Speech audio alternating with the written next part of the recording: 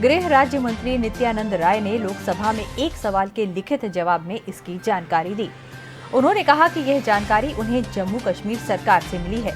हालांकि जमीन खरीदने वाले लोगों के नाम का उन्होंने खुलासा नहीं किया। जम्मू कश्मीर में जब यह आर्टिकल लागू था तो दूसरे राज्यों के लोग वहां जमीन नहीं खरीद सकते थे। सिर्फ राज्य के लोग ही वहां पर अर्बन जमीन और अचल संपत्ति खरीद सकते थे।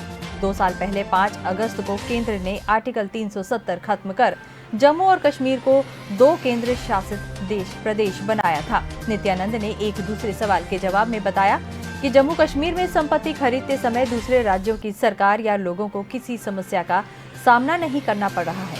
ऐसी किसी घटना की सूचना सरकार को नहीं मिली है।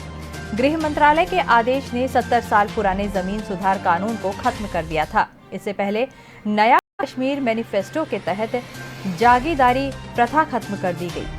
1950 के big landed states abolition act में लैंड सीलिंग 22.75 एकड़ तय की गई थी। जिसके पास ज्यादा जमीन थी उसकी जमीन भूमिहीनों में बांट दी गई थी। इसी तरह Jammu Kashmir agrarian reforms act में यह लैंड सीलिंग घटाकर 12.5 एकड़ कर दी गई थी।